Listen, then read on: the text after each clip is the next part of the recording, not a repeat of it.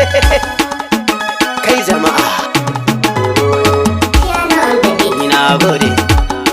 ni na gode wani hamshakin mai kudin kika aura sai na ganki a gidan laka. To ya zari kowa da kaddara. Jibin kifa farar mace alkyabban mata fara mai fara aniya amma kin kare a gidan laka. To ya zai ni ma kaina ban san haka abin yake ba sai da na shigo.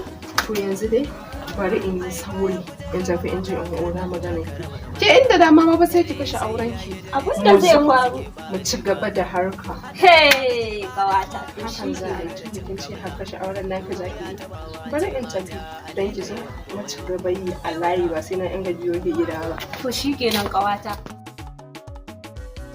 zakin kiɗa balela na danko ga sabon sauti kunje a kaɗa a raya mana mata sirrin ciki a bahanje guri inda da gudaje dole su bi.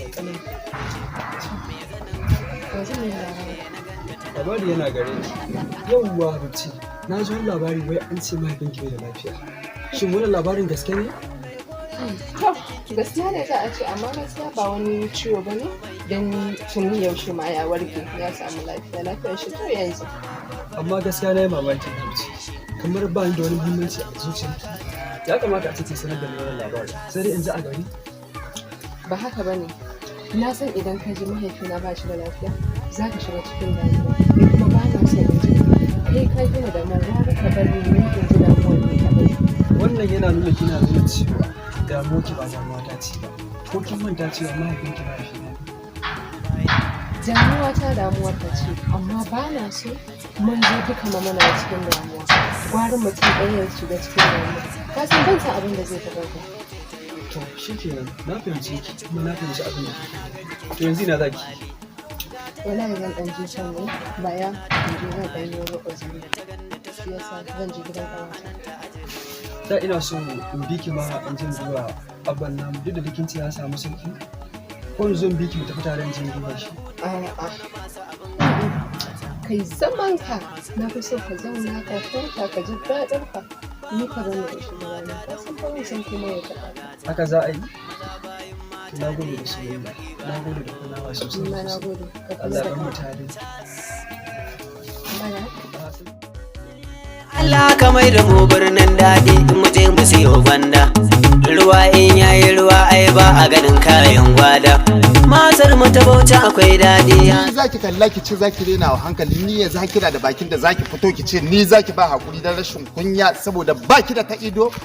Kaga mai da wukar ni yanzu ba tashin hankali na kuma da kai ba. Me ke faruwa ne? Ban gane me ke faruwa ba kin manta ma abin da ya faru. In zo siyayya in ce dan ba ni da shi ki taimaka ki bani ni ina matsayi na regular customer da nake zuwa nake kawo muku karuwa. Ai wahala nake sha nake nemo kuɗin nake kawowa kuma karuwa nake kawo kuma da ni ake karuwa ni ba da ku nake karuwa ba ko ba haka bane kika rufe ido kika ci zaki marashin mutunci saboda bakin ciki ma da na karɓi ma wannan tsinanniyar abin takaddara ko ba haka bane na bar miki canji nace ki je ke da tsiyarki ko ba haka bane ki manta wannan ki zo kina cin wai kin manta kika zo kika bar rashin mutunci ba aka zo ma miss ne ma a cikin ta na sha zuciyata kamar ta buga kwana na ne yake gaba Allah ya rufa asiri saboda haka ki ban 500 ta ki karɓi siyar ki ga kana ko kuma in sa yan iska yanzu nan na rantsu da Allah su tale min ki ba wani abu bane ba abin da ya dame ni a fanshe min kuɗi na bakin ce ke yar kwalta bane zan nuna miki ni kakarki ce a kwalta billahi la ilaha illa huwa.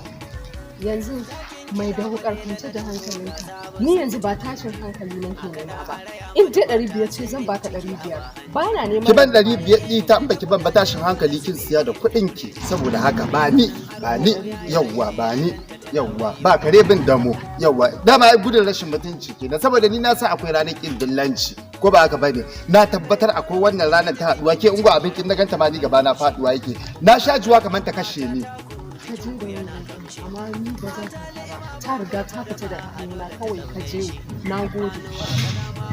Ki wuce ki ban waje sha idiot nonsense. Rahmatullahi ta'ala wa barakatuhu masu kallon mu masu sauraron mu a kowane lokaci to yanzu mun shigo muku da sabuwar bayanai ne akan abubuwan da yake faruwa yau da gobe game da al'umma na rayuwa gabaki ɗaya da muke ciki. To masoya kafa kumanta YouTube channel ɗinmu mai suna Kilina Hausa TV, a danna mana subscribe da alamar kararrawa domin zaran idan mun ɗoro shirye-shiryenmu a kowane lokaci za ku rika samun mu kai tsaye ta shafinmu. Akwai Facebook Abubakar Kilina, akwai shafinmu na Instagram Kilina Hausa TV, TikTok akwai shafinmu Kilina Hausa TV, sannan kuma ita kankin kanta gundarin tashar ita ma Kilina Hausa TV. Masoya akwai abubuwan da muke ɗorawa, akwai fim namu mai dogon zango wanda muke ɗora shi akai wato Shargalle, mun ɗora shi har season 1 kafin mun tafi hutu mu je mu muku season 2. Saboda haka masoya muna yi muku fatan alkhairi, Allah ya bada ikon bibiyar shafinmu da muka karanto muku na wannan tasha wata mai suna Kilina Hausa TV. Masoya fatan alkhairi a zuwa a gare ku. Masha Allah, la haula wala quwwata illa billah.